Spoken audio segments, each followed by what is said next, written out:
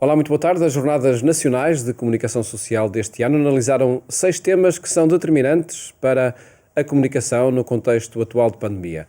Um desses temas está relacionado com a transmissão de eventos, nomeadamente os litúrgicos.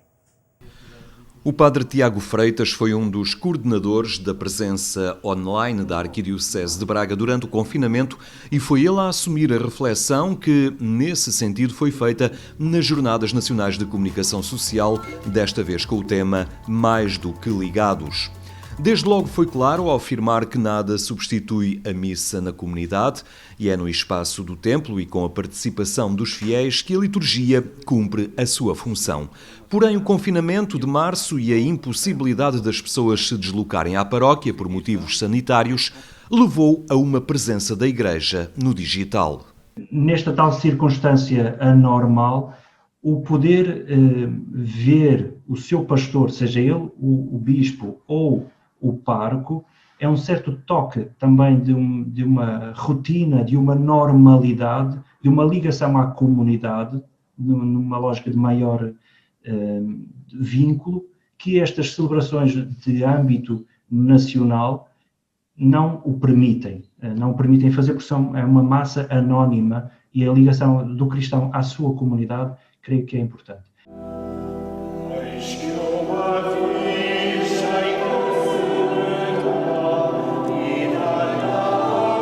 A 14 de março, Braga iniciou as transmissões da missa a partir do Paço Episcopal e que se prolongaram até maio.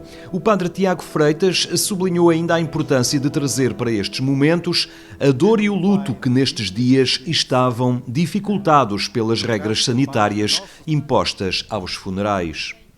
Ter estas Eucaristias transmitidas onde era possível rezar pelos falecidos, e foi isso que o arcebispo fez a partir de uma certa altura, de nomear as pessoas que faleceram naquela semana vítimas do Covid. E, portanto, muita gente, familiares e amigos, congregaram-se naquela celebração transmitida pela internet para, em família, rezarem pelos seus mortos, e eu creio que isso é mais uma vantagem. Em nome do Pai, do Filho e do Espírito Santo.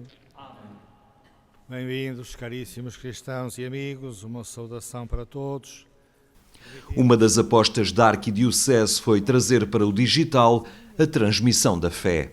Onde o Dom Nuno também, no momento em que pararam as catequeses, exerceu aquilo que é o munus do bispo, de ensinar. Portanto, tudo o que presidiu a isto foi congregar a diocese em torno do seu pastor, de um líder que oferece um certo grau de confiança, de liderança, de normalidade. Olá, sejam bem-vindos à nossa primeira transmissão de Como Fazer Transmissão em Direto. Olá, eu sou... Esta reflexão apresentou também as soluções técnicas que podem ser seguidas pelas dioceses e paróquias.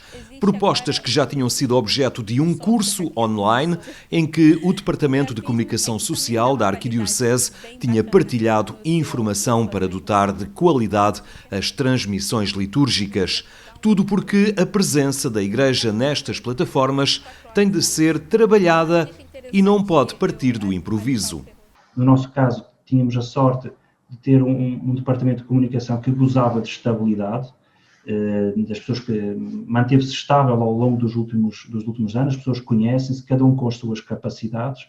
Foi-se criando uma rede de contactos e de parcerias de jornais locais, rádios locais, de arciprestados, paróquias, que depois, no momento onde foi necessário congregar essas forças todos ajudaram no sentido de ampliar aquele momento que se estava ali a viver. E, portanto, muita gente acompanhava as transmissões, não só, deixem-me dizer assim, por causa do alcance da página de Facebook da Arquidiocese, mas porque houve uma rede de páginas e de publicações cruzadas que multiplicaram por toda a Arquidiocese e fora da Arquidiocese aquilo que ali se estava a passar, não é? Com as transmissões que se fizeram a partir de... Por fim, um apelo muito a propósito dos dias que vivemos. É que se na altura era necessário improvisar, neste momento vamos entrar numa nova fase de inverno e até uma próxima vacina onde já não há, entre aspas, a desculpa de não estávamos a contar, não é? Portanto, é necessário refletir sobre o que é que nós queremos para os próximos tempos e enquanto o cenário não piora ainda mais, de nos precavermos e de montarmos uma estratégia que ofereça uma resposta adequada e justa àquilo que os cristãos esperam de qualquer paróquia ou das suas dioceses. Santificado seja o vosso nome. Venha a nós o vosso reino. Na Arquidiocese de Braga foram 56 emissões online, juntamente com as catequeses de Dom Nuno Almeida e a recitação do terço em 4 santuários da Arquidiocese.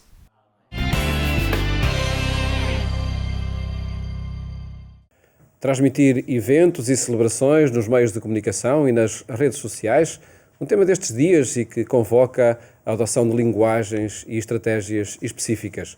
O padre Nuno Rosário Fernandes, do Patriarcado de Lisboa, tem reservado algum do seu tempo e do seu trabalho para estes projetos e por isso está hoje connosco para dar continuidade a um debate cada vez mais necessário.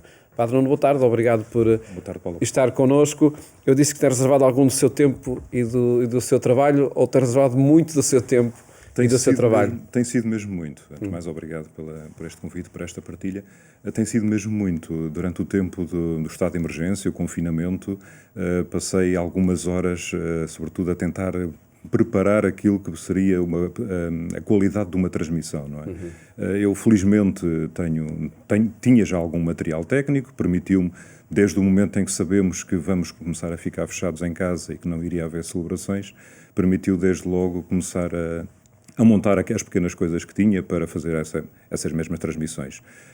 E, de facto, foi uma experiência muito, muito rica, porque, da minha parte, permitiu um investimento muito grande técnico, não digo um investimento material, mas um investimento do tempo e na aprendizagem. E foi, de facto, bom, foi rico, porque depois serviu também para ajudar outros colegas.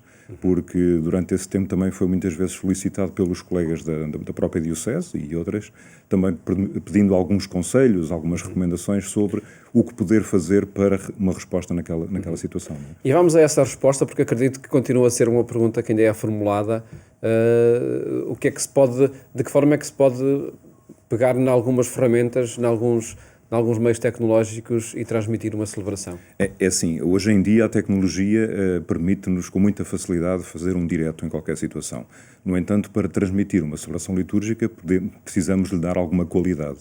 Qualidade técnica que passa sobretudo, mais do que a imagem, se ter uma grande imagem, é ter um bom som. E de facto isso é essencial porque na liturgia nós precisamos de ouvir a palavra de Deus. É o essencial numa transmissão. Ouvir com qualidade, ouvir, seja perceptível, desde a palavra àquilo que é depois a homilia, portanto, tudo aquilo que é a dinâmica de uma celebração. E isso com um telemóvel e um equipamento de som ligado ao telemóvel, isso é possível fazer.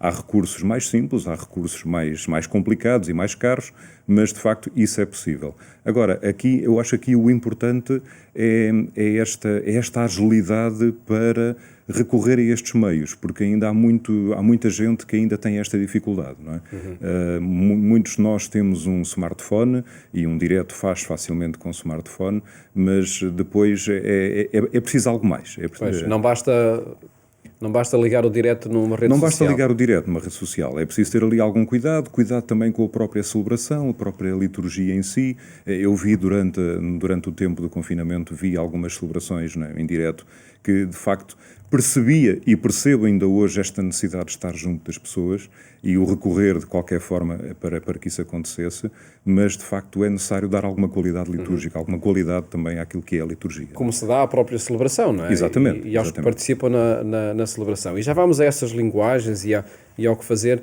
Antes, há pouco, o Padre Nuno disse que o tempo de confinamento permitiu investir na preparação. E esse é o passo prévio e necessário que é preciso dar antes de qualquer projeto. É sem dúvida necessário, porque nós, em primeiro lugar, temos que perceber e temos que saber o que queremos, não é? Saber o que é que nós pretendemos, qual o nosso objetivo quando pensamos em transmitir alguma coisa, a quem é que nós queremos chegar, mas sobretudo também como é que queremos chegar e o que é que queremos levar. E a partir daí começar a ver um pouco os recursos que temos e aquilo que nós, onde é que nós de facto podemos ir buscar aquilo que é necessário, não é? Este tempo permitiu-me fazer alguma pesquisa, já conhecia alguma coisa, até pelas próprias transmissões que tenho feito no Patriarcado de Lisboa, portanto com tudo aquilo que já vai sendo feito, há um trabalho já com algum tempo, e foi uma mais-valia, não é? Mas ainda assim senti esta necessidade de conhecer mais.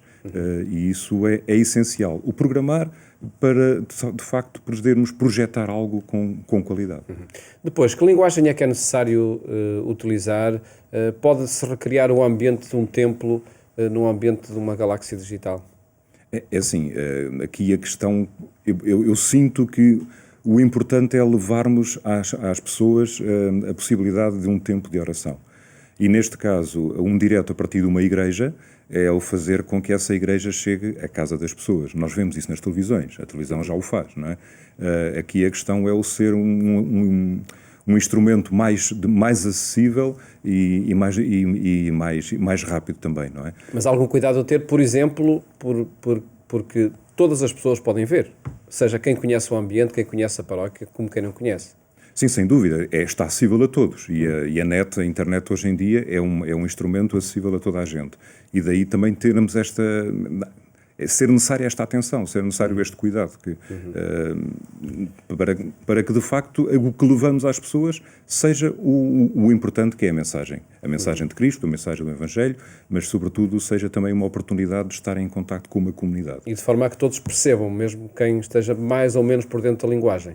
Sim, esse cuidado é necessário sim, ter. sem dúvida, esse cuidado é necessário. Eu gostava só de frisar aqui um aspecto que acho que é o mais importante no meio disto tudo e foi sempre a minha aposta, que é permitir que quem está em casa, quem está longe, não podia ir à igreja, ainda hoje há muita gente que não pode, pudesse ter contacto com aquela que era a sua comunidade. E nesse sentido procurei depois fazer um investimento, tive essa possibilidade de fazer um investimento para dar continuidade a isto na própria paróquia, porque sentia que havia pessoas que ainda tinham esta dificuldade em sair de casa. Há muita gente, e pensando até nos próprios doentes, ainda antes da pandemia já existiam doentes, e este desejo de poder levar a comunidade, aquela que é a sua comunidade paroquial, até aos doentes. E isto tem sido, de facto, muito bonito perceber depois o que são as reações que nos vão chegando. Não é? E era precisamente por aí que ia, são positivas, é uma nova forma de presença, é uma outra nova forma porta de presença que a paróquia e tem. abriu as fronteiras da paróquia. Não é? Abriu as fronteiras da paróquia, porque hoje em dia nós temos gente a acompanhar-nos não apenas na área da paróquia, neste caso em Benfica, mas em todo o país e até um pouco por todo o mundo. Isto foi acontecendo durante o tempo do confinamento, e agora, se calhar com muito menos gente, porque as pessoas já não estão tão fechadas em casa e ainda assim, e já começam a fazer um pouco da sua vida, e felizmente que fazem um pouco da sua vida normal, mas ainda assim vamos tendo gente que nos vai acompanhando, que se sentiu bem, sentiu-se acolhida de alguma forma, sentiu a importância da presença de uma comunidade junto delas naquele momento difícil e vai mantendo a sua presença Há uma expressão que marcou este debate nas jornadas, nomeadamente em torno das transmissões das celebrações litúrgicas e que teve reações depois diferentes, que foi dizer que o zapping chegou às missas. Acha que é isso que está a acontecer? A pessoa pode escolher o sacerdote, a comunidade? Digamos que talvez tenha tornado uma possibilidade, mas ainda assim eu sinto que as pessoas de alguma forma procuram também a sua própria referência. Ligadas a uma comunidade. Ligadas a uma comunidade. Não tanto o andar à procura de uma celebração, mas o estarem ligadas àquela que é a sua comunidade.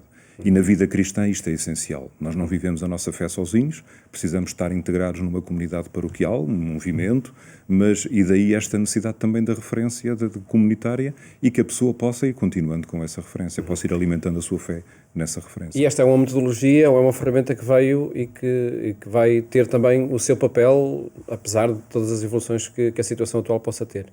Eu acredito sim, que isto vai continuar a ser necessário e, sobretudo, temos que procurar encontrar respostas e outras formas de chegar ainda de um modo diferente, não é? de levar algo mais. Celebrações litúrgicas e outros acontecimentos. Precisamente, para além daquilo que é a celebração da liturgia, procurar outros meios, até mesmo para a formação. Já vamos vendo, há instrumentos técnicos já para a formação, para a catequese. Está a decorrer neste momento uma formação em instrumentos digitais para a catequese. Portanto, creio que isto cada vez mais precisamos de investir nestes meios tecnológicos. Que são uma forma de nos aproximarmos quando temos de estar afastados fisicamente, não é? Sim, sem dúvida, sem dúvida. E nós fomos percebendo isso até mesmo a nível familiar, das relações familiares. A possibilidade de fazer uma videoconferência, de uma videochamada com a família, cria um sentimento diferente do que estar apenas a ouvir a pessoa no telefone, não é? Eu próprio fiz essa experiência com os meus pais durante o tempo. O que antes não fazia, comecei a fazer com maior regularidade, que é para os ver. Não podia ir a casa e então o facto de ver, de encontrar, de olhar, de poder olhar as pessoas, de facto cria maior proximidade. E estes meios permitem-nos isso. De facto, os meios tecnológicos cada vez mais com os 5 sentidos também incluídos. Sem dúvida. Nas suas ferramentas e nas suas potencialidades. Padre Nuno Rosário Fernandes, muito obrigado. Muito obrigado, Paulo. Por ter estado aqui. Felicidades também para esse trabalho. Obrigado. Em torno das ferramentas digitais e das transmissões que se levam até casa das pessoas. Agora destacamos outros acontecimentos que marcam a atualidade. Ter 2 ouvidos para escutar e estar presente é fundamental no acompanhamento a uma pessoa que está num processo de luto. Na morte é fundamental ter 2 ouvidos para escutar e, quando não há palavras a dizer à pessoa que está num processo de luto, permanecer em silêncio é a solução, a presença. Quando nós não temos palavra a dizer, permanecermos em silêncio é muito importante para as pessoas e dizer-lhes ao mesmo tempo: eu estou aqui, podes contar comigo para o que precisares. Naquilo que tu precisares, dispõe. E ter aquilo que é fundamental, 2 ouvidos para escutar.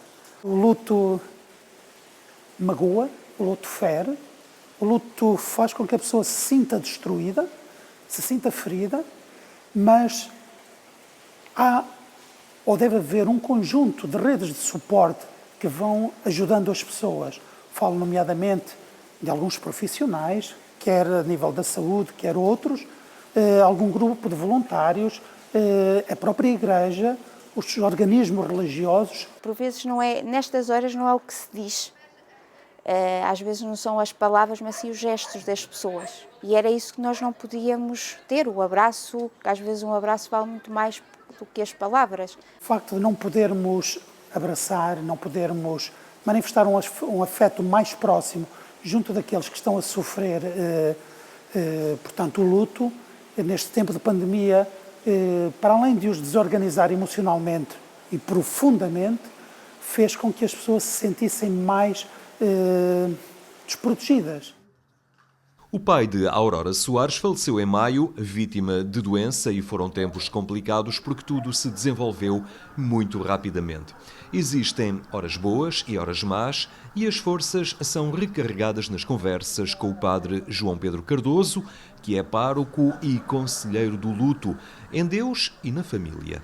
Sem dúvida nenhuma que o ir à missa, ouvir a palavra de Deus, que me ajuda a levar e a atenuar a dor da perda e da separação que eu tive com o meu pai.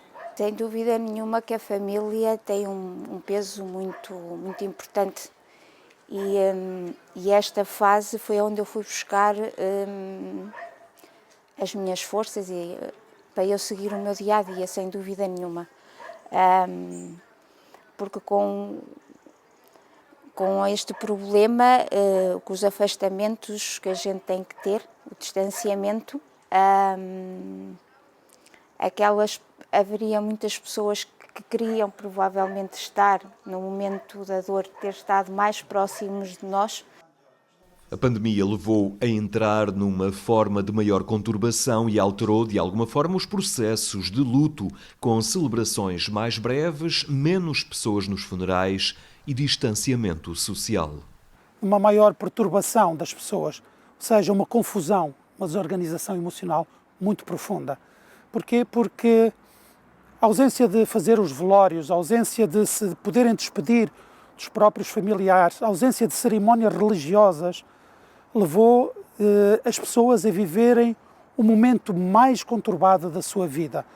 Na hora do funeral, no cemitério, foi uma celebração com muita dignidade. Foi com muito poucas pessoas, havia o distanciamento, mas teve muita dignidade para mim. Toda a cerimónia que o Sr. Padre desenvolveu, acabei por não sentir a falta de toda a outra cerimónia que se fosse numa época normal. Aurora Soares revela também que a ausência de um tempo para velar o corpo, que ao início foi um grande choque, pode ter ajudado a acelerar os processos de luto. Desde que recebemos a notícia que ele morre até ao momento do enterro, nós andamos aqui um pouco anestesiados. E essa parte do velar o corpo acabou por não nos provocar um desgaste, porque nós aquelas horas ali provocam-nos um desgaste. E isso possibilitou-me, na hora da despedida do meu pai no cemitério, de eu conseguir fazer com serenidade. O luto é um tempo marcado sobretudo pela perda de algo ou de alguém que é simbolicamente representativo na vida de outra pessoa e que precisa de ser vivido. Um tempo para passar da perda à realidade das suaves memórias. As memórias fazem sempre parte da nossa recordação e recordar é sempre viver, e este tempo é feito com alguma serenidade e por vezes em momentos conturbados da própria história e da própria vida da pessoa. Muitas das vezes o luto e a condolência misturam-se, se bem que são duas realidades diferentes. O luto é mais uma visibilização exterior, ao passo que a condolência é mais uma visibilização interior. As celebrações do Dia dos Fiéis Defuntos este ano foram limitadas. Portugal viveu um dia de luto nacional a 2 de novembro e a Conferência Episcopal Portuguesa vai celebrar uma missa pelas vítimas da pandemia no sábado, dia 14. Por hoje chegamos ao fim, desejamos uma ótima tarde e até amanhã, se Deus quiser.